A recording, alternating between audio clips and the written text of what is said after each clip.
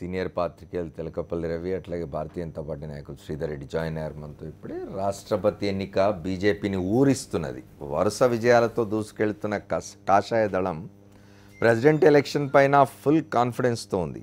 మరి సొంతంగా అభ్యర్థిని గెలిపించుకోవాలన్న కమలనాథుల ఆశలు నెరవేరుతాయా? విపక్షాలు సమైక్యరాగం రాష్ట్రపతి ఎన్నికల్లో ఎంతవరకు ప్రభావం చూపిస్తుంది? అసలు రాష్ట్రపతిని ఎన్నుకునేది ఎవరు? Watch the story. జూలై 25తో రాష్ట్రపతి ప్రణబ్ ముఖర్జీ పదవీకాలం ముగిసిపోనుంది. ఆలోపు కొత్త రాష్ట్రపతిని ఎన్నుకోవలసి ఉంటుంది. ఈసారి అధికార బీజేపీకి రాష్ట్రపతి ఎన్నిక కలిసి వచ్చే అవకాశం ఉంది. తొలిసారి సొంత అభ్యర్థిని గెలిపించుకునే ఛాన్స్ కమల దళానికి ఉంది. పైగా అన్ని ఎన్నికల్లో వరుస విజయాలతో జోరు మీదన్న కాషాయ దళం రాష్ట్రపతి ఎన్నికపై సీరియస్గానే దృష్టి సారించింది. అగ్రనేతల అద్వానీ, మురళీ మనోహర్ జోషి, ఆర్ఎస్ఎస్ చీఫ్ మోహన్ భగవత్ల పేర్లు గట్టిగానే వినిపించగా ఆర్ఎస్ఎస్ చీఫ్ తాను రేసులో లేనని స్పష్టం చేశారు. అద్వానీ, జోషిలకు బాబ్రీ కేసు ప్రతికూలంగా మారింది. సుష్మా స్వరాజ్, సుమిత్రా మహాజన్, శరద్ పవార్ల పేర్లు కాస్త వినిపించినా అంతలోనే వెనక్కిపోయాయి. తాజాగా జార్ఖండ్ గవర్నర్ ద్రౌపది ముర్ము పేరు తెరపైకొచ్చింది. మరి మోదీ టీం ఎవరిని ఎంపిక చేస్తుందో చూడాలి. ఇదిలా ఉంటే విపక్షాలు కూడా రాష్ట్రపతి ఎన్నికను సీరియస్గా తీసుకున్నాయి. వచ్చే లోక్సభ ఎన్నికల్లో మోదీని ఓడించాలంటే ఇప్పటి నుంచే సమైక్యతా రాగం ఆలపించాలని నిర్ణయించిన విపక్షాలు తమ ఉమ్మడి అభ్యర్థిగా మాజీ ప్రధాని మన్మోహన్ లేక జేడీయూ నేత శరద్ యాదవ్ను నిలబెట్టాలనే ఆలోచనలో ఉన్నాయి. దేశంలో రాష్ట్రపతి ఎన్నికకు ప్రత్యేకమైన విధానం ఉంది. 4896 మంది ప్రజాప్రతినిధులతో కూడిన ఎలక్టోరల్ కాలేజీ దేశ ప్రథమ పౌరుణ్ణి ఎన్నుకుంటుంది. ఇందులో 776 మంది లోక్సభ, రాజ్యసభ ఎంపీలు, 4120 మంది ఎమ్మెల్యేలు ఉంటారు. సీక్రెట్ బ్యాలెట్ విధానంలో జరిగే రాష్ట్రపతి ఎన్నికల్లో ఎంపీలు, ఎమ్మెల్యేలకు ప్రత్యేక ఓటు విలువ ఉంటుంది. నామినేటెడ్ ఎమ్మెల్యేలకు ఓటు హక్కు ఉండదు. ఎంపీ ఓటుకు గరిష్ట విలువ 708. రాష్ట్ర జనాభా ఆధారంగా ఎమ్మెల్యేల ఓటు విలువను నిర్ధారిస్తారు. దేశంలోనే అత్యధిక జనాభా కలిగిన ఉత్తరప్రదేశ్లో ఒక్కో ఎమ్మెల్యే ఓటు విలువ 208. గత ఎన్నికల వరకు 1971 జనాభా లెక్కల ప్రకారమే ఎమ్మెల్యేల ఓటు విలువ నిర్ణయించారు. ఎలక్టోరల్ కాలేజీలో మొత్తం 10,98,882 ఓట్లు ఉన్నాయి. రాష్ట్రపతి కావాలంటే అభ్యర్థికి 5,49,442 ఓట్లు కావాలి. ప్రస్తుతం బీజేపీ నేతృత్వంలోని ఎన్డీఏ కూటమికి 5,32,037 ఓట్లు ఉన్నాయి. ఈ లెక్కన బీజేపీ అభ్యర్థి గెలవడానికి 25,000 ఓట్లు తక్కువవుతాయి. విపక్షాలకు 3,91,739, తటస్థ పార్టీలకు 1,44,302 ఓట్లు ఉన్నాయి. విపక్షాలు, తటస్థ పార్టీలు కలిసి ముందుకెళితే మోదీ సర్కారుకి ఇబ్బందులు తప్పవు. అయితే టీఆర్ఎస్, అన్నాడీఎంకే తదితర పార్టీలు బీజేపీకి మద్దతిచ్చే అవకాశం ఉంది.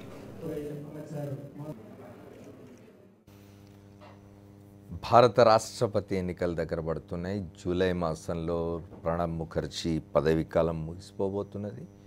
మళ్ళీ రాష్ట్రపతి ఎన్నికలు వెళ్లాల్సి ఉంది. భారత ప్రధానమంత్రి నరేంద్ర మోదీకి, ఆయన ప్రభుత్వానికి, ఆయన పాలకపక్షమైన భారతీయ జనతా పార్టీకి, ఎన్డీఏ భాగస్వాములకు కూడా ఇది ఒక పరీక్షగా మారుతున్నట్టు కనిపిస్తూ ఉన్నది. అయితే సాధారణంగా పాలకపక్షమే రాష్ట్రపతి, పాలకపక్షానికి సంబంధించిన వారే పాలకపక్షం నామినేట్ చేసేవారు ఎన్నిక కావడం అనేది సహజంగా జరుగుతూ వస్తుంది. బహుశా 1-2 సంవత్సరాల్లో భారత స్వాతంత్ర చరిత్రలో అది తారుమారై ఉంటుంది. దాని గురించి మాట్లాడుకుందాం. పుల్లారావు గారు కూడా జాయిన్ అయ్యారు మనతో. రవి గారు చెప్పండి, విపక్షాలు, తటస్థ పార్టీలు అన్నీ కలిసి ఈసారి కొంచెం మోదీ స్పీడ్ కళ్ళెం వేసే ప్రయత్నాలు మొదలుపెట్టినట్టున్నాయి. అంటే ఇప్పుడు వాస్తవానికి అంత అనుకూలమైన పరిస్థితి ఏం లేదు కదా ప్రతిపక్షాలకు. ప్రభుత్వానికి పూర్తి మెజారిటీ ఉంది. అది కాకుండా చాలా ఎక్కువ ఓటు విలువ ఉత్తరప్రదేశ్ లాంటి రాష్ట్రాల్లో కూడా వాళ్లకు ఆధిక్యత ఉంది. అందుకని ఈ నేపథ్యంలో 20,000 ఓట్లు బీజేపీకి, ఎన్డీఏకు తక్కువగా ఉన్నాయి. ఇప్పటికే టీఆర్ఎస్ ఆయన పార్లమెంటరీ నాయకుడు జితేందర్ రెడ్డి మేము బలపరుస్తాము అని అన్నారు. మళ్ళీ దాని మీద ఏదో కొద్దిగా మళ్ళీ అస్పష్టత ఉన్నట్టుంది.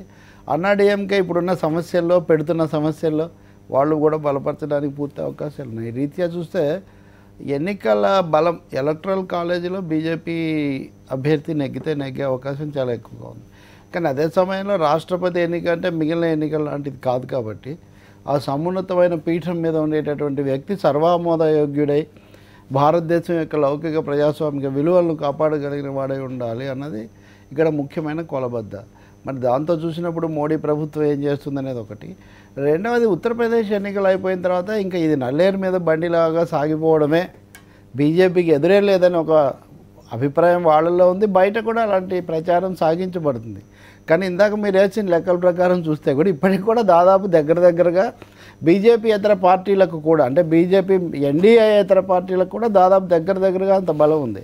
కాబట్టి భారతదేశం యొక్క వైవిధ్యాన్ని, రాజకీయ వ్యవస్థలో ఉన్న బహుళత్వాన్ని కూడా ఈ రాష్ట్రపతి ఎన్నిక సందర్భంలో ప్రదర్శించేటటువంటి ఒక అవకాశం ఉంటుంది. ఆ సమీకరణాలు ఎలా జరుగుతాయి, కాంగ్రెస్, వామపక్షాలు, ప్రాంతీయ పార్టీలు, వీటి కలయికలు, పొందికలు ఇవన్నీ చూడాల్సినటువంటి అవసరం ఒకటి ఉంటుంది. కానీ ఒకటి, గత అనుభవాన్ని బట్టి చూస్తే రాష్ట్రపతిగా ఉండే వ్యక్తి కాస్త హుందాగా ఉండాలి. ఇప్పుడు మనం ఫక్రుద్దీన్ అలీ అహ్మద్ని చూసాం. ఇందిరాగాంధీ గారి ఎమర్జెన్సీలో అప్పుడు అబు కార్టూన్ కూడా వేశాడు. ఆయన బాత్రూంలో కూడా ఇందిరాగాంధీ ఏం పంపితే దానికి సంతకం పెడుతూ ఉంటాడు. ఇంకేమైనా ఉంటే కాసేపు నేను బట్టలు కట్టుకునే వరకు ఆగమని చెప్పనేదో అంటూ ఉంటాడు. మళ్ళీ మీరు ఆ తర్వాత జైల్ సింగ్ను ఆమె ప్రతిపాదించినప్పుడు, జైల్ సింగ్ అయితే రాష్ట్రపతిగా ఉండి నేను నా నాయకురాలు ఆదేశిస్తే ఊడుస్తాను, ఊడ్చడానికి కూడా సిద్ధంగా ఉంటానని ఆయన అన్నాడు. అదే మీరు మళ్ళీ శంకర్ దయాళ్ శర్మని తీసుకుంటే, బాబ్రీ మసీద్ విధ్వంసం అప్పుడు పివి నరసింహారావు మౌనంగా ఉన్న, ఈయన ముందుగా చొరవ తీసుకొని విచారం వెలుబుచ్చి ప్రధాని మాట్లాడు.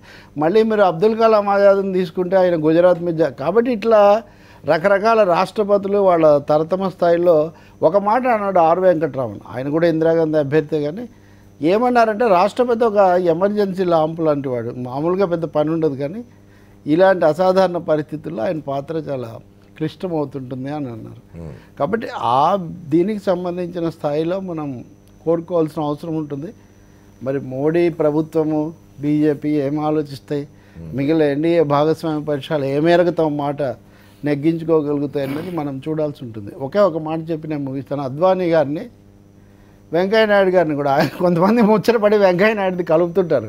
ఆయన ఉపరాష్ట్రపతినే కాదు ఉమాపతిని అని ఆయన అంటుంటే కూడా ఆయన రాష్ట్రపతి రేసులో ఉన్నాడని ఆయన భక్త బృందం అంతా మన మీడియాలో చాలామంది ఉన్నారు. కాబట్టి అద్వానీది ఏమైంది నిజానికి అంటే, రైటు తప్పు కేసులు ఏమవుతాయి, అటువంటి నేపథ్యం ఉన్న వ్యక్తిని రాష్ట్రపతి భవన్లో కూర్చోబెట్టడం లాంటి ఆలోచనలు సాధ్యమా భారతదేశం లాంటి చోట?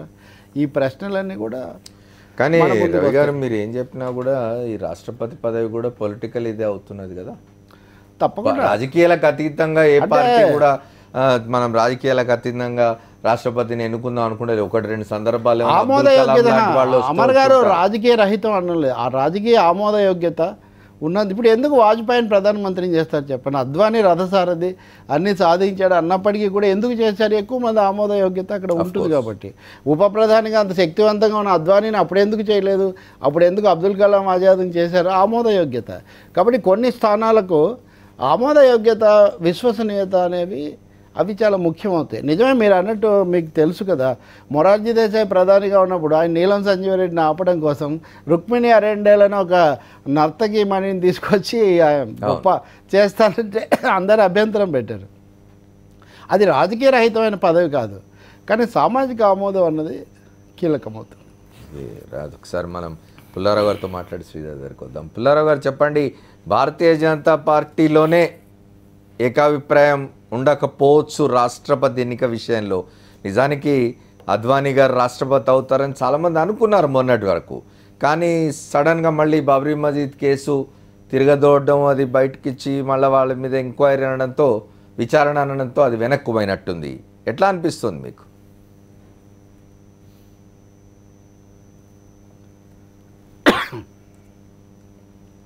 మనకి గత 5-6 రాష్ట్రపతి ఎలక్షన్లు తీసుకుంటే అంత సర్ప్రైజింగ్గా లాస్ట్ మినిట్ చాయిసెస్గా వచ్చారు కదా. ప్రతిభా పాటిల్ అలాగే వచ్చారు, అబ్దుల్ కలాం అలాగే వచ్చారు. అనుకోని క్యాండిడేట్స్ మాత్రం ముందరకు వస్తారు. ఏ ప్రధానమంత్రికి ఆ పార్టీలో ఒక బలమైన వ్యక్తి అద్వానీ లాంటి అతన్ని రాష్ట్రపతి చేస్తే అతనికి గిట్టదు. మొన్న ప్రతిభా పాటిల్ స్ట్రాంగెస్ట్ క్యాండిడేట్, పర్సనాలిటీ ఉన్నదా చెప్పండి? తప్పక ఏదో మనకు లైట్ క్యాండిడేట్గా లేడీ అని చేశారు. అబ్దుల్ కలాం ములాయం సింగ్ సజెషన్ వాజ్పేయి యాక్సెప్ట్ చేశారు. అందరూ 30 మంది allies దగ్గరికి వెళ్ళి అడిగే బదులు అందరికీ కావాల్సిన వ్యక్తి అబ్దుల్ కలాం అని ఒప్పుకున్నారు. కన్సెన్సస్ వచ్చింది. మీరు ఈవేళ చూడవలసింది ఏమిటంటే, నరేంద్ర మోడీ గారికి ఎలక్షన్లో ఉపయోగపడే ఒక ఇమేజ్ ఉన్న క్యాండిడేట్ అని తీసుకుంటారు. నాకు 100% షూర్ అది అలాంటి క్యాండిడేట్ తీసుకుంటారు. కానీ ఎవరో అద్వానీ గారు చాలా చక్కగా ఉన్నాడు, పెద్ద మనిషి, మురళీ మనోహర్ జోషి గారు కూడా బాగా ఉంటాడు, అవన్నీ ఇంకా మర్చిపోయే పరిస్థితులు వచ్చినాయి. ఒక స్పీకర్గా ఒప్పుకోని అద్వానీని రాష్ట్రపతి చేస్తారా అండి? పరిస్థితి లేదు. మీరు చూడవలసింది ఒక సర్ప్రైజ్ క్యాండిడేట్ బీజేపీ తీసుకొస్తారు, ఎలక్షన్లకి దేశంలో వాళ్ళకి ఉపయోగపడే ఫేస్ తీసుకొస్తారు. అది కాకుండా ఇప్పుడు చేయగలిగింది ఏమిటంటే ఒక కన్సెన్సస్గా మాకు వైస్ ప్రెసిడెంట్ మాకు మెజారిటీ ఉండదా, మీరు చెప్పిన మంచి క్యాండిడేట్ ఉంటే ఇస్తామనే ఒక అవకాశం ఉండొచ్చు. కన్సెన్సస్ తీసుకుంటే నరేంద్ర మోడీ గారు కూడా శివసేనని, టీఆర్ఎస్ని, లేకపోతే ఇంకో పార్టీని అడిగే పని ఉండదు. అప్పుడు ఆ కన్సెన్సస్ కాంగ్రెస్ పార్టీ తేగలదా? ఈ ఎక్సర్సైజ్ అంతా నితీష్ కుమార్ గారు సడన్గా నాకు నిద్రలో కలొచ్చింది అంతకుముందు సోనియా గాంధీ గారు అని కాదు, అహ్మద్ పటేల్ వాళ్ళు ఫోన్ చేసి బాబు రా ఇలా కోరు నువ్వు మా సోనియా గాంధీ గారు అంతా చేయాలని, ఈ ఎక్సర్సైజ్ చేయకపోతే అసలు ఏం రెలవెన్స్ ఉండదని చక్కగా చేస్తున్నారు.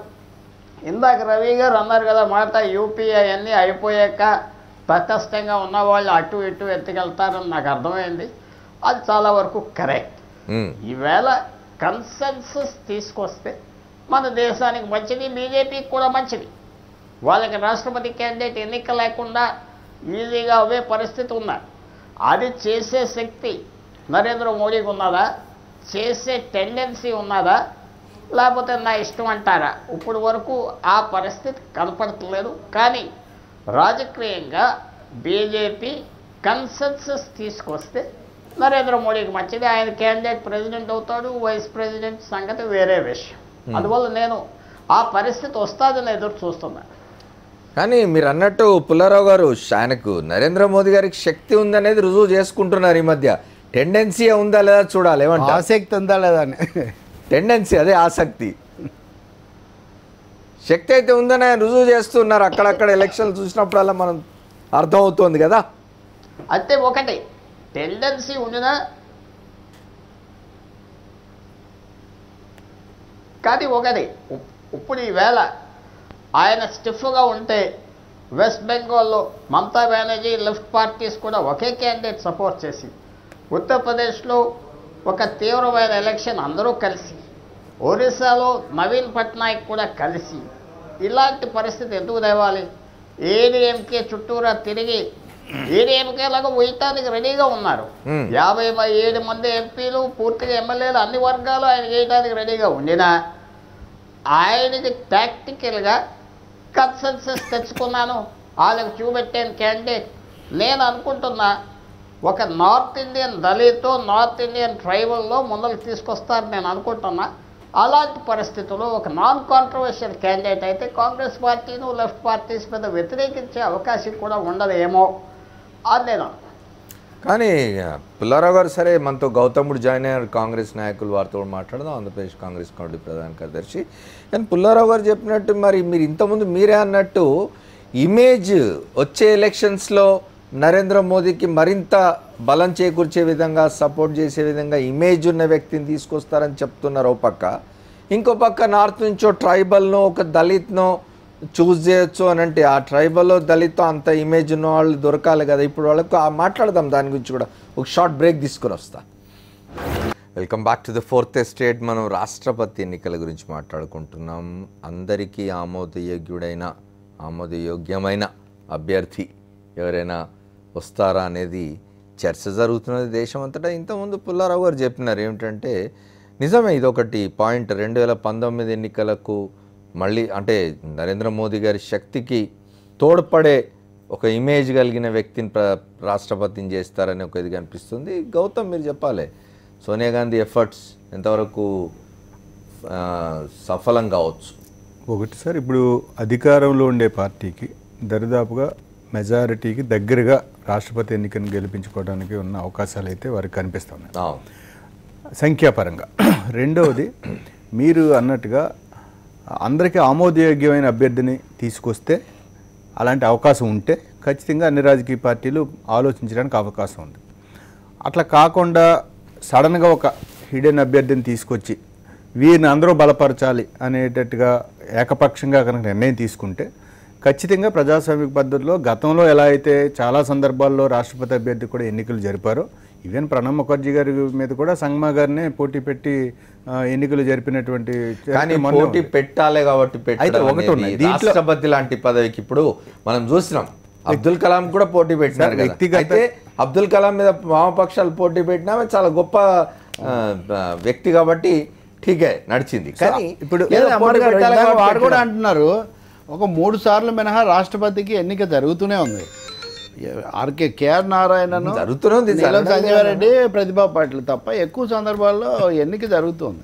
శివసేన అందరూ కాదన్న శివసేన పెట్టిన సందర్భం కూడా ఉంది. రైట్ సార్ వ్యక్తిగత అభిప్రాయాలు పోటీ ఉండకపోతే మంచిదని నాకు ఉంది, అది వేరే విషయం. కానీ ప్రజాస్వామ్య ప్రక్రియలో మనం ఉన్న అధికార పార్టీ అందరికీ ఆమోదయోగ్యమైన అభ్యర్థిని పెట్టలేనప్పుడు ప్రజాస్వామ్య ప్రక్రియలో మిగతా వాళ్ళందరూ కలిసి వాళ్ళ రాజకీయ ఐక్యత కోసమైనా ఖచ్చితంగా ఒక ప్రముఖమైన వ్యక్తిని పెట్టి ఎస్ ఈయన కూడా భారత రాష్ట్రపతికి అర్హుడే, ఈయన విధానాలు ఇవని చెప్పడానికి ఒక ఆస్కారం ఉన్న సందర్భం అవుతుంది కదా.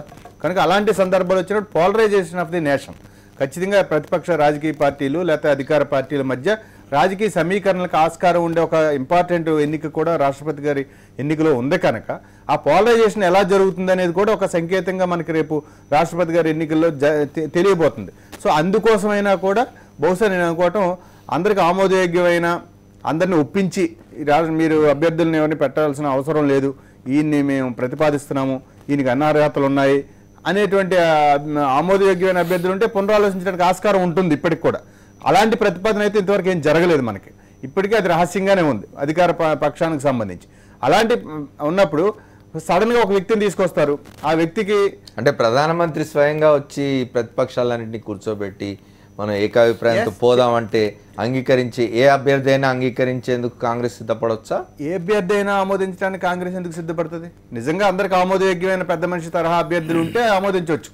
ఇప్పుడు మీరన్న లోక్సభ స్పీకర్ సుమిత్రా మహాజన్ గారు ఉన్నారు, సపోజు ఒక 7-8 సార్లు ఎంపీగా గెలిచారు, వేళ హౌస్ నడుపుతూ ఉన్నారు, ఓ మహిళ, గతంలో కూడా ప్రతిభా పాటిల్ లాంటి మహిళా నాయకులు రాష్ట్రపతులు అయ్యారు. అలాంటి అవకాశాలు ఏమైనా ఉంటే నిజంగా మనం కూడా మోరల్గా చర్చించాల్సి వస్తుంది, పార్టీలు కానీ ఇతర పార్టీలు కానీ. దీంతోపాటు కాంగ్రెస్కి ఇతర రాజకీయ పక్షాల కనుక ఒక ఉమ్మడి అభ్యర్థిగా మనం చర్చిస్తే అది ఇంకా టైం ఉంది.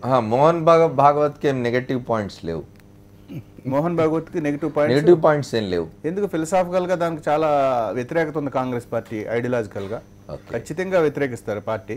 కనుక మీరన్న ఎస్ యూఆర్ రైట్. అంటే ఒక సందర్భం ఏంటంటే మీరు అలాంటి ఒక క్యాండిడేట్ వచ్చినప్పుడు ఖచ్చితంగా కాంగ్రెస్ పార్టీ బాధ్యతగా మా విధానాలు చెప్పడానికి, అధికార పక్షం యొక్క అభ్యర్థి యొక్క అజెండాని చర్చించడానికి భారతదేశంలో ఖచ్చితంగా అలాంటప్పుడు లీడ్ తీసుకుని ఒక పోటీ పెట్టడానికే ప్రయత్నం చేస్తుంది కాంగ్రెస్ పార్టీ.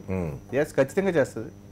శ్రీధర్ చెప్పాలి, మీరు నరేంద్ర మోదీ స్ట్రెంగ్త్ ఉంది, శక్తి ఉంది ఆయనకు అనేది మనకు అర్థం అవుతుంది, కానీ టెండెన్సీ ఉంటుందా అని, ఆసక్తి ఉంటుందా అని రవి గారు అన్నట్టు. ఇప్పుడు ఇక్కడ టెండెన్సీ లేకపోతే డిపెండెన్సీ ఈ రెండు ఇప్పుడు ఏం అవసరం లే. ఒక విషయం ఏంటంటే అందరికీ ఆమోదయోగ్యం అంటే డిపెండెన్సీ అవసరం లేని దగ్గరికి వచ్చేసరికి దట్ షోస్ హౌ అంటే ఎవరిని కలుపుకుపోయే ఆలోచనతో లేరు, నాకెవరు అవసరం లేదు అనే ఒక ధోరణి ఉంటుంది.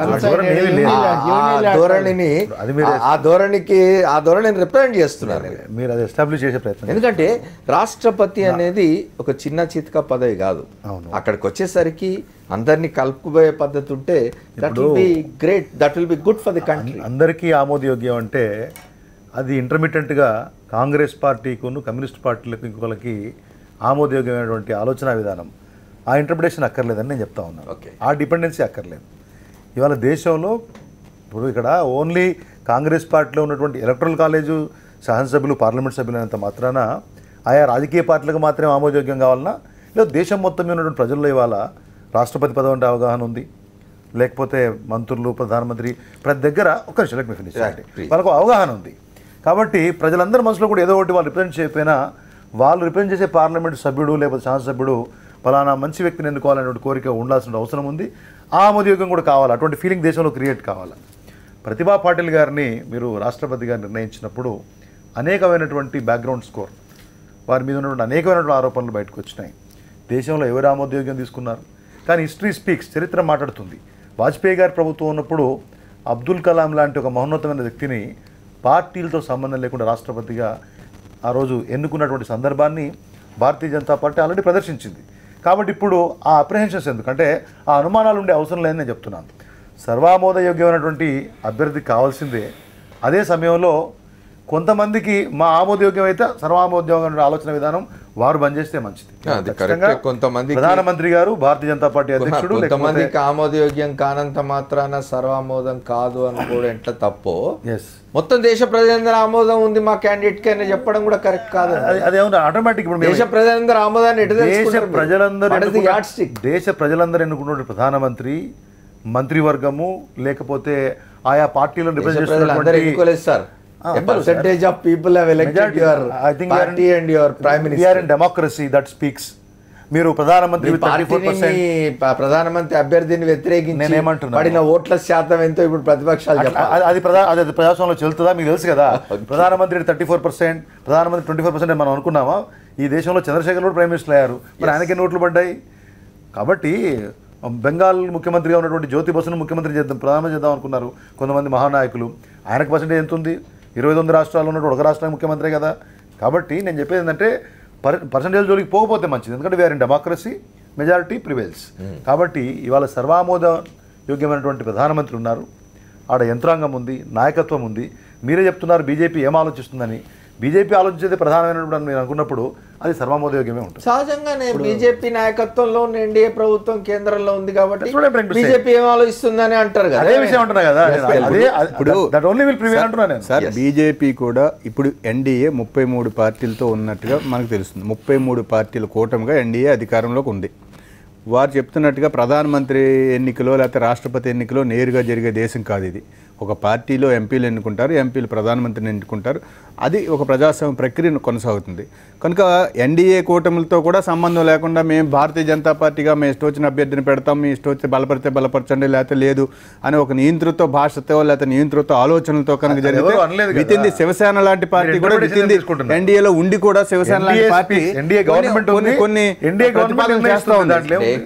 కొన్ని సందర్భాల్లో కొన్ని వైఖరుల కారణంగా వారి అభిప్రాయానికి వస్తున్నారు. ఎందుకంటే శివసేన ఓపెన్ గా మా శరద్ పవార్ని పెట్టండి అని బీజేపీ నుంచి శివసేన ఎన్డీఏ పార్ట్నర్ శరద్ పవార్ని పెట్టండి అని ప్రతిపాదించింది.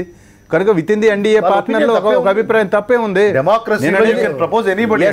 అందుకని మనం బయట నుంచి కానీ ఓవరాల్ గా చర్చించేటప్పుడు ఈవేళ అయితే ఖచ్చితంగా ఉన్న మెజారిటీ నియంతృత్వంగా అభ్యర్థిని పెట్టి మేము తీసుకుపోతామనే పరిస్థితి దేశంలో లేరు. ఖచ్చితంగా ఇష్టం లేకపోయినా మీరు చాలా పార్టీలతో సంప్రదింపులు జరిపి కన్సెన్సస్ తీసుకుంటే తప్ప అభ్యర్థిని పెట్టలేదు ఉంది. ఆ పరిస్థితి కూడా చేయలేము, చేయకుండా చేస్తారా లేదనేది మనం ఇంకా చూడాలి. ఇంకా మనకు అది రాలేదు, సమయం రాలేదు. అందరికీ ఆమోదయోగ్యమైన అర్థం అంటే ప్రజాస్వామ్య ప్రక్రియలో ఎప్పుడూ కూడా అధికారంలో ఉన్న పార్టీ మీద ఒక బాధ్యత ఉంది, కన్సెన్సస్ కోసం ప్రయత్నం చేయటం. కనీసం ఆ ప్రయత్నం కూడా చేయమనంటే ఖచ్చితంగా. కాంగ్రెస్ పార్టీకి వారిని కూడా కన్సల్ట్ చేస్తారో చేయడం సామర్థ్యహీనమైన ఆలోచన ఎందుకో నాకు అర్థం కాదు. అలా చెప్పలేదు కదా. పుల్లారావు గారు చెప్పండి, రైజింగ్ ది హ్యాండ్ చెప్పండి.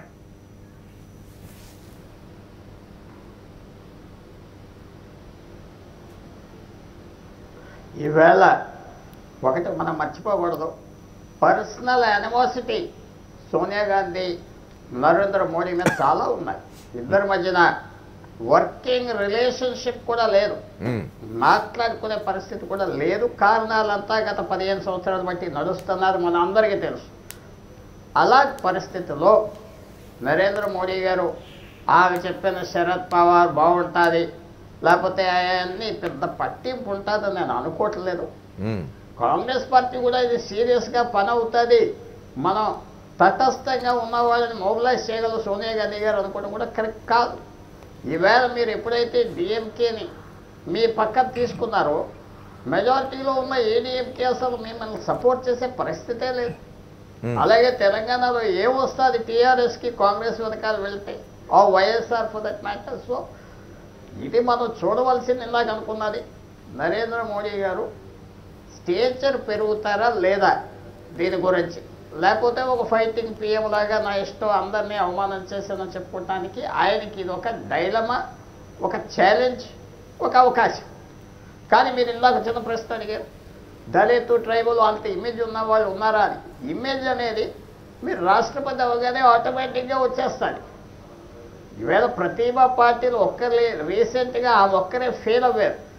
రాష్ట్రపతి అవ్వాక ఆ ఉపయోగం లేదని అందరూ అనుకోవటం మాత్రం జరిగింది.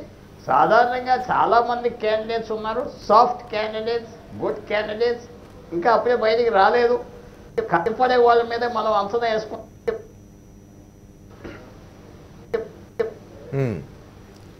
Okay, there is some technical problem. Ravi గారు చెప్పండి. ఇప్పుడు టెండెన్సీ అంటున్నారు మీరు. నేను శ్రీధర్ గారికి నేను చెప్పే టెండెన్సీ ఏంటంటే సర్వామోదం అంటే 20 కోట్ల మంది ఒప్పుకుంటారని కాదు. ఒక స్థూలమైనటువంటి అభిప్రాయము మద్దతు. రాష్ట్రపతి పదవి రాజ్యాంగ పదవి. నరేంద్ర మోడీ గారి జనామోదం దేనికి అంటే ఒక బీజేపీ నాయకుడుగా వాళ్లకు నాయకుడుగా ఉన్నాడు కాబట్టి మెజారిటీ పార్టీ తరఫున పాలించడానికి. కాబట్టి రాష్ట్రపతి పదవి అనేది కేంద్ర ప్రభుత్వం కంటే కూడా కొంచెం విస్తృతమైంది. ఇంతవరకు నేను అంటున్నాను కదా, 3 సార్లు తప్ప మిగిలిన అన్ని సార్లు కూడా ఎన్నికలు జరిగాయి. ఇప్పుడు ప్రణబ్ ముఖర్జీకి మోడీకి మధ్యలో కెమిస్ట్రీ బాగానే ఉంది, కానీ అప్పుడైతే వాళ్ళు సంగమాన్ని పోటీ పెట్టారు కదా. కాబట్టి ప్రజాస్వామ్యంలో మాకు ఆధిక్యత ఉంది, మేము వస్తామంటే దాంట్లో తప్పు పట్టే ప్రశ్న ఏం లేదు. ముందు అది చెప్పిన తర్వాత నేను ఇది చెప్పాను. కానీ రెండో భాగం ఏంటంటే కలాంను తీసుకురావడం కూడా అది కూడా రాజకీయ వ్యూహమే. ఒకటి, మీకు మెజారిటీ లేదు, పూర్తి మెజార్టీ, ఎన్డీఏ అందరి మీద కలిసి ఆధారపడినారు. రెండవది, ఒక రాజకీయేతరమైన వ్యక్తిని మీరు తీసుకొని రావడం ద్వారా మొదటిసారి, అప్పటికీ ఇప్పటికీ కూడా రాజకీయేతరమైన వ్యక్తి అసలు ఇంత సువిశాలమైన భారతదేశానికి ఇంత సుసంపన్నమైన రాజకీయ వ్యవస్థ పెట్టుకొని ఒక రాజకీయ అబ్దుల్ కలాం మైనారిటీ కావడం కూడా కారణం. ఆయన సఫ్రాన్ సాహెబ్ అనుకున్నారు వాళ్ళు, కాబట్టి పెట్టుకున్నారు. వాళ్ళకేం ఇబ్బంది లేదు. వీళ్ళకంటే ఎక్కువగా నేను అంటే ఎందుకు ఆర్ఎస్ఎస్ సార్ ఆయన రాష్ట్రపతి చేయడానికి ముందే ఆర్ఎస్ఎస్ పత్రికలో ఆయన ఈ దేశంలో ముస్లింలకు ఆదర్శమని మీరు కథనాలు ప్రచురించారు. మీరు ఇవన్నీ నేపథ్యాలు, నేను వాటన్నింటిలో పోవట్లేదు. ప్రతిభా పాటిల్ కూడా ఎలా వచ్చారు, మహిళ కావాలి, దళిత్ కావాలనే చర్చ వచ్చినప్పుడు ముందు దళితును ఉపరాష్ట్రపతిని చేద్దాం, తర్వాత రాష్ట్రపతిని చేద్దాం, ఇట్లా వచ్చింది. కాబట్టి ఒక మెచ్యూర్ డెమోక్రసీలో అటువంటి ఏకాభిప్రాయం కుదిరితే మంచిది. ఇప్పుడు అందరూ పెట్టారు, కలాంను అందరూ బలపరిస్తే కమ్యూనిస్టులు లక్ష్మీ సైకిల్ని పోటీ పెట్టారు కదా. శ్రీధర్కు నేను చెప్పేది ఏంటంటే ఈ సమయంలో బీజేపీకి మెజారిటీ ఉండొచ్చు, కానీ కాంగ్రెస్ కమ్యూనిస్టులు. కానీ మీరు ఎవరు గుర్తుపట్టిన క్యాండిడేట్ పెట్టారు కదా చంద్రబాబు అనేది. ఆయనకు చరిత్ర తెలియదు. అబ్దుల్ కలాం ఆయనే ప్రపోజ్ చేశారు. నేను ఆమెను అనువాదం చేసి ఆమె ఒక మాట అంది, నేను తెలియకపోతే మన చంద్రబాబుకు నేతాజీ సుభాష్ చంద్రబోస్ అన్న తెలిసి ఉంటాడని నేను ఆశిస్తున్నాను. ఆమె లక్ష్మీ సైకిల్ ఒక జోక్ చేసింది, నేను తెలియకపోతే మనలో నేతాజీ అన్న తెలిసి ఉంటే నేను కొంచెం సంతోషిస్తానని. కాబట్టి అప్పుడు కూడా అందరికీ ఏమి ఆమోదం వాళ్ళేదో పెట్టారు. కాబట్టి జరుగుతుంది రాజకీయ ఘర్షణ, జరగడం తప్పు కాదు. కానీ ఏకాభిప్రాయం కోసం ప్రయత్నించడం, బీజేపీ పెట్టే అభ్యర్థి అయినా కానీ ఇప్పుడు మోహన్ భగవత్ ఎందుకని మీరు అంటారు అనుకోండి, ఆర్ఎస్ఎస్ మేము ఒకటే అని మీరే బహిరంగంగా చెప్పలేని పరిస్థితుల్లో ఉన్నంత సున్నితమైన సంబంధాలు ఇవి, జటిలమైన విషయాలు ఇవి. కాబట్టి ఆయనకు తెలుసు కాబట్టి ఆయన ముందే ప్రకటించారు. కాబట్టి ఇది అంతా ప్రక్రియ నడుస్తుంది. నేను అనుకో వారన్నది నిజం. మోడీ ఇప్పుడు ఆయన అనుసరిస్తున్న విధానాలు, ఆయన దూకుడు, ఇవన్నీ కనుక్కుంటే అంత పెద్దగా తాపత్రయపడిపోయి అందరినీ కలుపుకొని రావాలని చేసే అవకాశం లేదు. అలాగే బలమైన నాయకుడిని పెట్టే అవకాశం కూడా లేదు. ఇప్పుడు ఆమె ద్రుపద్ మున్నా అని ఒక పేరు, ఇట్లాంటివి కొన్ని వినిపిస్తున్నాయి. వాళ్ళలో ఎవరో ఒకరిని ఆయన సెలెక్ట్ చేయొచ్చు. అంటే ఒకటి రవి గారు, ఇప్పుడు మనము Manmohan Singh Manmohan Singh was UPA prime minister, Congress తో ఐడెంటిఫై ఉన్నారు, 10 ఏళ్ళు ప్రైమ్ మినిస్టర్గా ఉన్నారు. Sharad Yadav may be an acceptable candidate కదా. How he will be acceptable to BJP? బీహార్లో వాళ్ళకు హోరాహోరీ పోరాటం జరిగి మోడీని ఓడించిన కూటమికి నాయకుడు శరద్ యాదవ్. నిజానికి బీజేపీ స్లోలీ మూవింగ్ నితీష్ కుమార్ను మళ్ళీ దగ్గర చేసుకునే ప్రయత్నం జరుగుతుందనే సందేహాలు కూడా వస్తున్నాయి లాలూ యాదవ్ ఈ కేసులు ఇవన్నీ వచ్చిన తర్వాత. కాబట్టి 120 కోట్ల మందికి ఆమోదయోగ్యం ఉందా అనే విషయాన్ని తెలుసుకోవడాన్ని గతంలో ఎట్లా చేశారంటే there was elite group in the Delhi. అంటే గతంలో పాలించిన వాళ్ళు, వాళ్ళకి సపోర్ట్ అనేది మీ వాదన తెలుసు. వీళ్ళందరూ కాంగ్రెస్ వామపక్షాలు ఎంత కాలం పల్లవి పాడతారు. మీకు కూడా 120 మంది ఎంపీలు ఉన్నారు శ్రీధర్, మీకు కూడా 120 మంది ఎంపీలు ఉన్నారు. ఏది 96లో ఉన్నారు, 98లో, ఈ ప్రతిసారి ఉన్నారు. What you are terming the elite in the past, elite అనలేదు sir, that has changed now. Political spectrum of the country, even in the political spectrum లో కూడా మీరు అనుకుంటే ఆ ఇలైట్, ఆ ఆమోదయోగ్యాన్ని తెచ్చేటటువంటి ఒక group of people, the entire screen has changed, the canvas has changed now. So the elite earlier was not the elite today. Elite is today different. They are completely nationalise today, లేదా nationalistic approach ఉన్నటువంటి డిలైట్ ఉంది. నేనేమంటున్నా అంటే అది వర్గాలు anti national, ఇదే సమస్య. అది వర్గాలు నేషనల్ కదా, నేను చెప్పలే హైలైట్. మీరు అనుకునే ఆ మొత్తము ఆ స్క్రీన్ మారిందో అని నేను హిందూయిజం ఆమోదయోగ్యం అనే మాటకి అప్పుడున్న అర్థానికి ఇప్పుడున్న అర్థానికి తేడా ఉంది. సారీ అండి, ఇప్పుడు నీలం సంజీవ్ రెడ్డిని బలపరిచినప్పుడు అందులో ఒక ప్రాబ్లం ఏమొస్తుందంటే భారతీయ జనతా పార్టీ నాయకత్వంలో, అందులో నరేంద్ర మోదీ నాయకత్వంలో కేంద్ర ప్రభుత్వం వచ్చే వరకు అసలు ఈ దేశంలో నేషనలిస్టులే లేరు అనే ధోరణి ఎట్లా సమర్థనీయం? That is my opinion. Modi రాకముందు భారతదేశం లేదు, భారతీయత లేదంటే ఎవరైనా ఎలా ఒప్పుకుంటారు? No, you can't state like that. After all, where also, I have every liberty to state how can you whether to accept or not. Okay, sir. No, you cannot denigrate entire country. Let him correct that statement. నేనేమన్నా ఎవరిని కూడా కించపరచలేదు, కానీ మీ ఉద్దేశం గతంలో ఉందా ఇప్పుడు తేడా ఉందని చెప్పాను. రైట్, ఒక నిమిషం అండి. ఇప్పుడు అబ్దుల్ కలాం గారి గురించి వచ్చేవరకు మీరు ఒక స్టేట్మెంట్ నేనేమంటున్నా అంటే సాఫ్రన్ సాహెబ్ అని చెప్పారు. దేశంలో ముస్లింలకి ఆయన ఆదర్శం చెప్పడాన్ని దాన్ని తప్పుపట్టాలని నేను అడుగుతా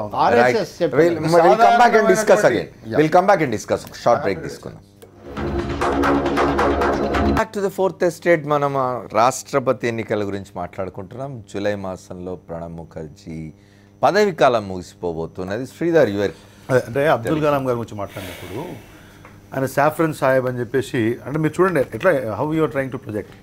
అంటే దేశంలో ముస్లింలకు ఆదర్శం అని చెప్పేసి ఆర్ఎస్ఎస్ రాసిందంటే ఒక సామాన్యుడి నుంచి అసామాన్యుడిగా ఎదిగినప్పుడు ఆర్ఎస్ఎస్ ఎవరైనా రాస్తారు. ఆర్ఎస్ఎస్ గుర్తించింది, సరే అందరం గుర్తించిన దేశం మొత్తం కూడా ఆయన భారతరత్న.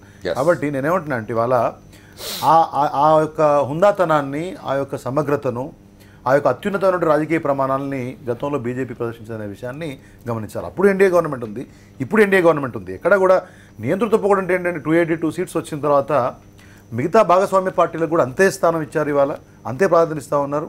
అంతే మేరకు అసలు పరిపాలనలోనే irrespective of the political party consent దేశంలోని అందరూ ముఖ్యమంత్రులను కలుపుకొని టీమిండియా కాన్సెప్ట్తో పోయేటటువంటి ప్రధానమంత్రి ఈ విషయంలో అంటే నేను చెప్పేందంటే it is too early to name the people. మీ భయం ఏంటంటే అనుమానం పాత రోగం అని చెప్పేసి ఈ ప్రతిపక్ష పార్టీలో ఉన్నటువంటి కొంతమంది ఒకటేమో మనం పేపర్లో వచ్చిన న్యూస్ ప్రకారం చాలామంది స్పెక్యులేషన్ వస్తున్నా స్వయంగా ప్రధానమంత్రి గారు ఆయన సన్నిహితులతో అద్వానీ గారికి రాష్ట్రపతిగా అవకాశం ఇచ్చిన గురుదక్షిణ తీర్చుకుంటాను సోమనాథుడి సాక్షిగా చెప్పినట్టుగా వార్తలు వచ్చాయి. మనతో TRS MP Seetharam Naik phone లైన్లో ఉన్నారు, వారితో కూడా మాట్లాడదాం. సీతారాం నాయక్ గారు నమస్తే. త్వరలో ఒక 2-3 మాసాల్లో రాష్ట్రపతి ఎన్నికలు జరగబోతున్నాయి. తెలంగాణ రాష్ట్ర సమితి ఏం చేయబోతోంది? రాష్ట్రపతి ఎన్నికలు తెలంగాణ రాష్ట్ర ముఖ్యమంత్రి డిసైడ్ చేస్తారు. ముఖ్యమంత్రులు రిజైన్ అంటే ముఖ్యమంత్రులు డిసైడ్ చేయడం కాదు, కానీ టీఆర్ఎస్, ఏఐడిఎంకే పార్టీల వంటి పార్టీల సపోర్ట్ కూడా చాలా కీలకం కాబోతున్నట్టుగా అనిపిస్తున్నది.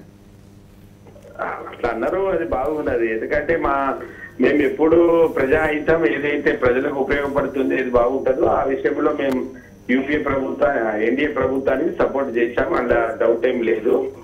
ఈవెన్ డిమానిటైజేషన్ కూడా ముఖ్యమంత్రి గారు చేశారు. మీరు అనేది 3 నెలల తర్వాత సమస్య ఉంది. వాళ్ళు క్యాండిడేట్ ఎట్లా ఉంటాడో ఆ క్యాండిడేట్ ని బట్టి అప్పుడు మళ్ళీ మా పార్టీ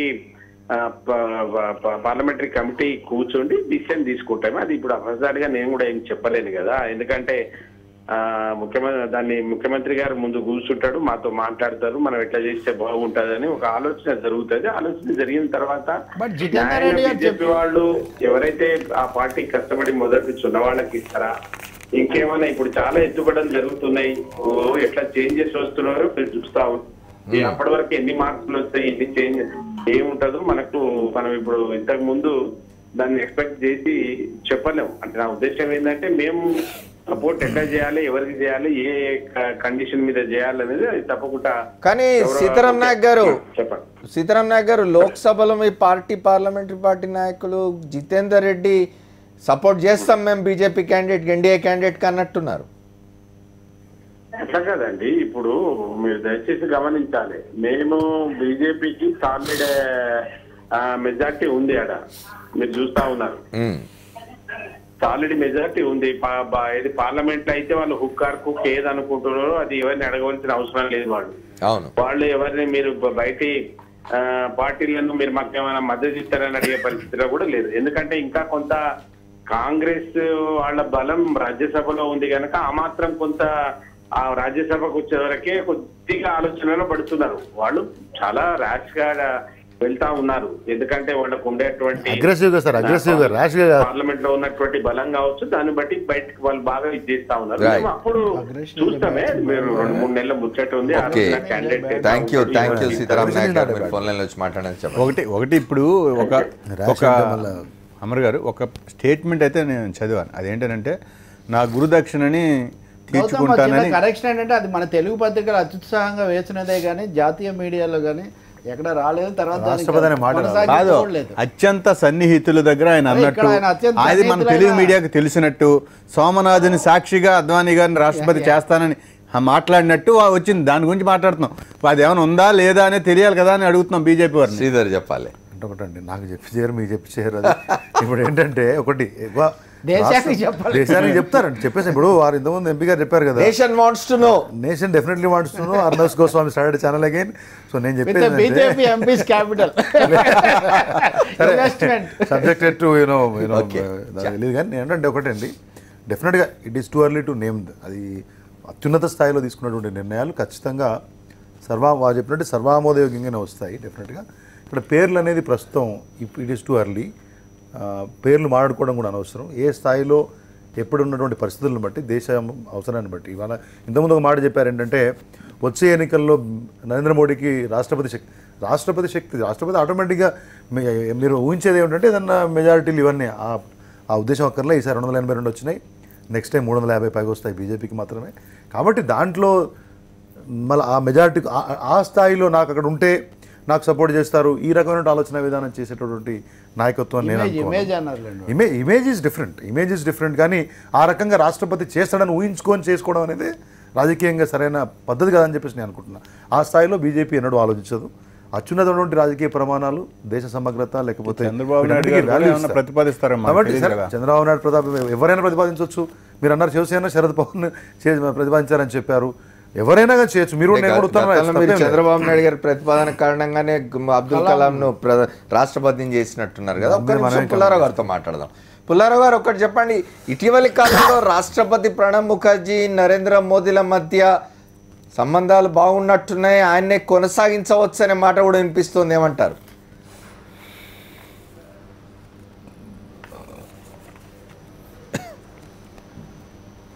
అస్సలు ఎప్పుడైతే కాంగ్రెస్ పార్టీ కొంతమంది ఆయన ఉండాలి అన్నప్పుడు తర్వాత నుంచి అసలు మోడీలో ఏం ఆలోచన ఉండదో ఆలోచన వెళ్ళిపోయి ఉంటాయి. తర్వాత నరేంద్ర మోడీకి ప్రణబ్ ముఖర్జీతో స్నేహం వల్ల 2019 ఏ ఉపయోగం? ప్రణబ్ ముఖర్జీ గారు మళ్ళీ రాష్ట్రపతి అవుతే ఆయనకు ఉపయోగం. తర్వాత మన దేశంలో కూడా ఒక ట్రెండ్ వచ్చింది, 1 టర్మ్లో మళ్ళీ ఆ మనిషికి ఇవ్వకూడదు, రాజేంద్ర ప్రసాద్ గారికి ఒక్కరికే ఇచ్చాం. అదొక మంచి ప్రిన్సిపల్ కూడా వచ్చిందని నేను అనుకుంటున్నా. లేకపోతే ఎవరైతే రాష్ట్రపతి కుర్చీ ఆక్రమిస్తారో 2వ టర్మ్ ఎలా తెచ్చుకోవాలి, ఎలా బెదిరించాలి, ఎలాగ ఆపరేట్ చేయాలి. రాష్ట్రపతి భవన్లో కూర్చున్న మనిషి ఒక ఆపరేటర్, ఒక పొలిటికల్ ఆపరేటివ్ లాగా తయారైపోతాడు. కాబట్టి మన దేశానికి 1 టర్మ్ లిమిట్. ఎంతో పెద్ద వ్యక్తి ఎన్నో పనులు చేసి ఎంతో అవసరం ఉంటే అలాంటిది ఏమైనా వస్తుందేమో, కానీ ఏ కారణం చేతైనా నరేంద్ర మోడీ గారు చక్కగా అడ్జస్ట్ అవ్వి రాష్ట్రపతితో వెళ్ళారు. రాష్ట్రపతి గారు కూడా చాలా అనుభవజ్ఞులు కనుక ప్రధానమంత్రిని చక్కగా చేసుకుని మనం టర్మ్ చేసుకుందాం మంచి హిస్టరీతో. జైల్ సీకం చేసిన ఇందిరాగాంధీ మీరు మర్చిపోకూడదు, ఎంత ఇబ్బంది పెట్టాడో. రాజీవ్ గాంధీని తీసేస్తాను పదవి అనే పరిస్థితి కూడా వచ్చింది. ఇందిరాగాంధీ చనిపోయింది కాబట్టి చేయగలిగాడు. పుడుస్తానన్న వ్యక్తి పుల్లారావు గారు, ఆయన కొడుకుని దింపేస్తానన్న వ్యక్తి ఆ వ్యక్తి అవే. అదే ఇందిరాగాంధీ ఉండింటే ఆయన సాహసం చేసేవాడు కాదు కదా. అందువల్ల నేను అనుకుంటున్న ప్రణబ్ ముఖర్జీ గారికి ఏమాత్రం ఛాన్స్ లేదు. గౌరవంగా ఆయన హిస్టరీకి వెళ్ళిపోతాడు. తర్వాత మీరు మన్మోహన్ సింగ్ అంటున్నారు. మన్మోహన్ సింగ్ ఏమంటున్నాడంటే గెలిచే సమయంలో అవకాశం ఉన్నప్పుడు 2012లో నన్ను చేయలేదు, ఓడిపోవటానికి నన్ను స్కేప్ కోట్గా ఎందుకు అని ఆయన మాత్రం ఏ పరిస్థితిలో నిలబడదని నా పూర్తి కాన్ఫిడెన్స్. సార్ మన్మోహన్ సింగ్ అని మనం అనడం లేదు సార్, వార్తలు వచ్చినాయి మన్మోహన్ సింగ్ పేరు కూడా వస్తుందని. స్పెక్యులేషన్సే కానీ అఫీషియల్గా మన్మోహన్ సింగ్ కాంగ్రెస్ ప్రతిపాదిస్తుందని. మన్మోహన్ సింగ్ పేరు ఊరికి పెడుతున్నారు. తర్వాత శరద్ యాదవ్ గారికి శరద్ పవార్ కున్న ఆస్తి ఓయ్ సంథింగ్ ఏదో నెట్వర్క్ ఇష్యూస్. ఓకే అమర్ గారు మీరు అడిగింది ఇక ఇప్పుడు రెండోసారి ఇవ్వడం అనేది అది అవకాశం లేని పని, అత్యున్నతమైన పదవి, దానికి వచ్చిన వాళ్ళని మళ్ళీ 2 సార్లు 3 సార్లు ఇందాక వారు చెప్పి మరొక మంచి పాయింట్ చెప్పారు. అదే ఇక రెండోసారి అవకాశం ఉంది అంటే రాష్ట్రపతి భవన్ పోయిన రోజు నుంచే మొదలు పెడతారు కదా. జడ్జీలకు తర్వాత పదవులు ఇవ్వకూడదని ఇటువంటివన్నీ కూడా పెడతారు కదా. ఒక చిన్న మాట చెప్పాలి చంద్రబాబు గారి గురించి, ఆయన చాలా విషయాలు క్లెయిమ్ చేస్తుంటాడు. వాజ్పేయి లేరా అక్కడ, కలాం నేను చెప్పినందుకే పెట్టారంటాడు. సూర్జిత్, విపి సింగ్, జ్యోతి బాసు ఇంతమంది ఉండగా నేనే ప్రధానమంత్రులు నిర్ణయించాను, నేనే రాష్ట్రపతి. ఆయన ఆ సంధానకర్తగా ఉన్నమాట నిజమే, కానీ ఆ వినయం అయితే ఒకటి ఉండాల్సినటువంటి అవసరం ఒకటి ఉంది. వాస్తవికంగా ఇప్పుడున్న పరిస్థితుల్లో అటువంటి జరుగుతుందా లేదా, కాన్సెన్సస్ కోసం వెళ్ళే అవకాశం తక్కువ, కాన్ఫ్రంటేషన్కి అవకాశాలు చాలా చాలా ఎక్కువగా కనిపిస్తున్నాయి. ఒకటి గుర్తుపెట్టుకోవాలి, వివి గిరి ఎన్నికతో ఇందిరాగాంధీ హయాంలో ఒక విధంగా ఆమె తిరుగుబాటు చేసి గెలిపించి అక్కడి నుంచి ఒక పునఃసమీకరణ మొదలైంది. దేశంలో కూడా ఎంత లేదన్నా ఒక రాజకీయంగా ఎవరి బల వారన్నట్టు 380 కాదు 480 వాళ్ళకే వస్తాయనుకున్నా సరే వచ్చే లోక్సభ ఎన్నికలకు కావాల్సిన ఒక రాజకీయ పునఃసమీకరణ అయితే ఇప్పుడు మొదలవుతుంది. మీరు ఒరిస్సా తీసుకోండి ఉదాహరణకు, ఆయన బీజేపీ అక్కడ రెండో పార్టీగా వస్తుంది, కాంగ్రెస్ నుంచి మారిపోతుంది. ఏం చేయాలి, కేంద్రంలోని ఆలోచన ఆయన చేస్తున్నారు. సెక్యులర్ అభ్యర్థి అయితే ఉండాలని ఒక మాట అన్నాడు ఆయన, మిగతా దానికి కట్టుబడలేదు. ఇలా కాబట్టి ఒక రాజకీయ పునఃసమీకరణకు, మోడీ విజయానంతర పునఃసమీకరణకి రాష్ట్రపతి ఎన్నిక ఒక బాట వేసే అవకాశం మాత్రం తప్పకుండా ఉంటుంది, అవసరం కూడా ఉంటుంది. అలా జరగకుండా చేయాలంటే అది మోడీ చేతుల్లో ఉంటుంది. గౌతంతో మాట్లాడారు సార్. ఒకటి యునానమస్గానే జరిగే అవకాశం ఏదైనా ఉంటే అది ప్రభుత్వం నుంచి రావాల్సిన ప్రతిపాదన. ఖచ్చితంగా ప్రతిపక్షాలుగా ఒక భారతదేశం అంతా గుర్తింపు లేకపోతే గౌరవం ఉండి ఈయన కూడా ఒక రాష్ట్రపతి అభ్యర్థిగా పెట్టడానికి, దేశం అంతా చర్చ జరగడానికి, ఒక విలువలతో కూడిన మనిషిని పెట్టడానికి డెమోక్రసీలో ఖచ్చితంగా ప్రతిపక్షం దాని పని చేస్తుంది. అది ఆ కన్సెన్సస్ రావటం అనేది అధికార పక్షం నుంచి రావాల్సిన చర్య. అది వాళ్ళ చొరవ వాళ్ళు తీసుకోవాల్సి ఉంటుంది. సో ఇంతకుముందు పుల్లారావు గారు బహుశా లైన్ కరెక్ట్ అయిందేమో, శరద్ యాదవ్ శరద్ పవార్ల గురించి చెప్పబోయారు మీరు, ఏదో ప్రాబ్లం వచ్చింది, టెక్నికల్ ప్రాబ్లం. ఇంతకుముందు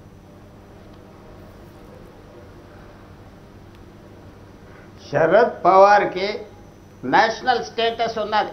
శరద్ యాదవ్కి 74 నుంచి ఎంపీగా ఉండిన ఆ పరిస్థితి సంపాదించుకోలేకపోయాడు.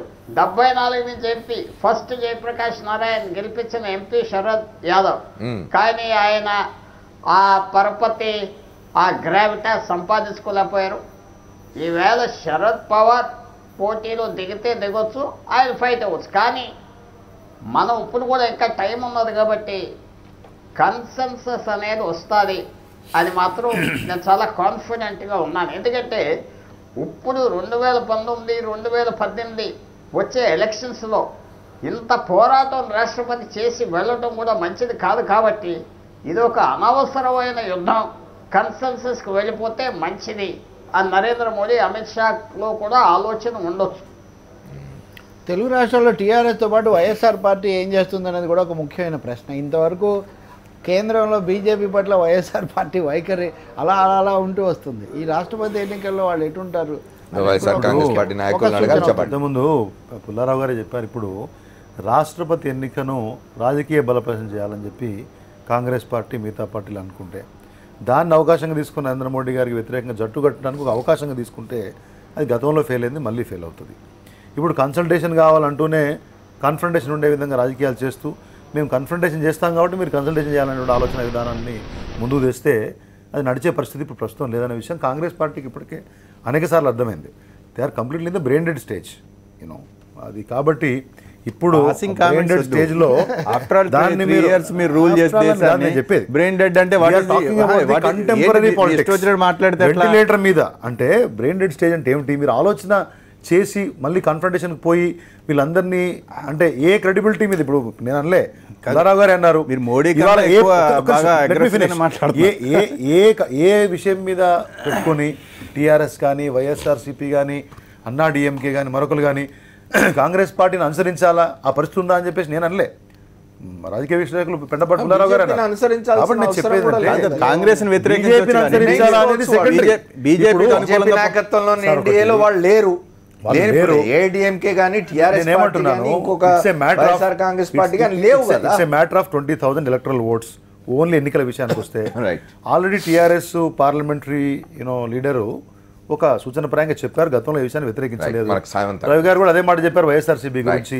వ్యతిరేకించడానికి కూడా అవకాశాలు ఏమున్నాయనే విషయాన్ని మీరు అర్థం చేసుకోవాల్సిన అవసరం ఉంది. కాబట్టి గతంలో ఉన్నటువంటి నేను ఇంతకుముందు అదే కోట్ చేశాను, చరిత్ర అనేది ఒక మంచి ఎగ్జాంపుల్ ఉంది కాబట్టి ఇప్పుడు అదే రిపీట్ అయితే కోరుకుంటున్నాను. శ్రీధర్ రెడ్డి గారు కానీ రాష్ట్రపతి ఎన్నిక దగ్గరకు వచ్చేసరికి వీలైనంత వరకు అన్ని పక్షాలని కలుపుకుపోయి అందరికీ అదే జరగాలని కోరుకుంటాం కదా. అభ్యర్థిని ఎవరినైనా తీసుకొచ్చే ఆలోచన ఆ విషయం ప్రతిపక్షాలు ఎక్కువ అర్థం చేసుకోవాలి. ఆ విషయం మీద రాజకీయం చేయకుండా అధికార పార్టీ తీసుకొచ్చినటువంటి అధికార పక్షం ఎవరిని సూచిస్తే వాళ్ళని బలపరచాలి అంతే. ఒకటే ఉందంటే భారతీయ జనతా పార్టీ నాయకులకి విశ్వాసం ఉండొచ్చు కానీ అతి విశ్వాసము అహంకారము ఉండొద్దు. ప్రతిపక్షం అనేది లేదా ప్రతిపక్ష పార్టీలు ఆ రాష్ట్రాల్లో ప్రాతినిధ్యం వహిస్తున్న ప్రాంతీయ పార్టీలు కూడా ఈవెన్ ఎన్డీఏలో ఉన్నా ఎన్డీఏ బయట ఉన్నా కూడా వాటిని ఆనర్ చేయాల్సిన ఒక రెస్పెక్టబుల్గా చూడాల్సిన బాధ్యత అధికారంలో ఉన్న వాళ్ళకి ఉంది. మేము వాళ్ళు ఎవరికి అవసరం లేదు, వాళ్ళు ఎక్కడికి వెళ్ళాల్సిన అవసరం లేదు, అలా కాంగ్రెస్ పార్టీ బ్రెయిన్ డెడ్ అయిపోయిందని ఆఫ్టర్ ఆల్ 3 ఏళ్ళు అధికారులు ఉంటేనే 60 ఏళ్ళు రూల్ చేసిన పార్టీని ఆ మాట అంటే మీరు 60 ఏళ్ళు రూల్ చేసిన పార్టీ ఏమనాలో భారతీయ జనతా పార్టీని కానీ ఇతరులు కానీ. కనుక ఇవి కాదు నేను అనేది. వారు పుల్లారావు గారు చెప్పినా ఎవరైనా చెప్పినా భారతదేశం యొక్క ప్రయోజనాలను దృష్టిలో పెట్టుకుని ఈవేళ కాన్ఫరెంటేషన్కి వెళ్దామా, ఎస్ పబ్లిక్ని పోలరైజ్ చేద్దామా లేదా పీస్ఫుల్గా అందరినీ ఐక్యం చేద్దామా అనేది ఒక్కసారి మనం పుల్లారావు గారిని అడుగుదాం. పుల్లారావు గారు, భారతీయ జనతా పార్టీ లేదా నరేంద్ర మోదీ ఏమన్నా ఓవర్ కాన్ఫిడెన్స్తో పోతున్నారనిపిస్తుందా? సమయం ఉంది ఇంకా చాలా, కానీ 7 నిమిషాలు ఓవర్ కాన్ఫిడెన్స్ ఇప్పటి వరకు చూపెట్టారు. దానికి మంచి కారణాలు కూడా రాష్ట్రపతి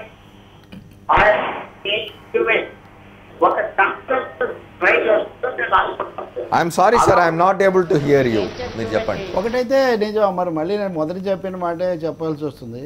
ఏ కాన్ఫరెంటేషన్ అయినా కాన్సెన్సస్ అయినా లౌకికవాద ప్రజాస్వామిక విలువలు, వ్యక్తిగతమైనటువంటి గౌరవం, హుందాతనం ఉన్నవాళ్ళు రాష్ట్రపతి భవన్లో ఉండాలి. ఎందుకంటే రేపు పొద్దున అన్ని పార్టీలతో కూడా వాళ్ళు చూడాల్సి వస్తుంది ఏర్పాటు అన్ని. ఇప్పుడు మీరేమన్నారు దూకుడుగానా లేకపోతే ఓవర్ కాన్ఫిడెన్స్ తో పోతున్నారు అనిపిస్తుందా నరేంద్ర మోదీ అని అడుగుతున్నాను పుల్లారావు గారిని. వారి లైన్ ఏదో టెక్నికల్ ప్రాబ్లం ఉంది, I'm not able to reach him. అంటే పాశ్చాత్య ప్రభావం. ఒక్కసారి పుల్లారావు గారు బ్రీఫ్ గా ఒక్క మాటలు చెప్పండి. Welcome to you. బ్రీఫ్ గా చెప్పండి పుల్లారావు గారు.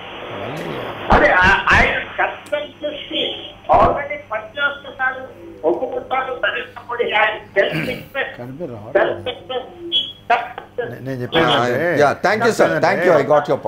చాలా రోజులు పాశ్చాత్య ప్రభావం ఉన్నటువంటి నాయకత్వంతో బ్రతికాం కాబట్టి భారతీయుల ఆత్మవిశ్వాసంతో పనిచేయాలి. అదే సార్,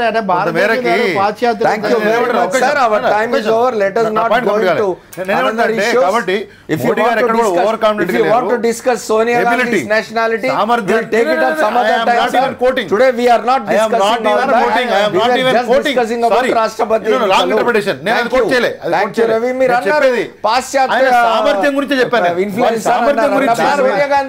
మనము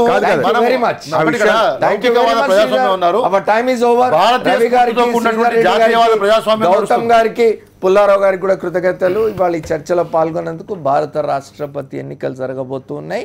భారత రాష్ట్రపతి అత్యున్నత పదవి మన దేశంలో.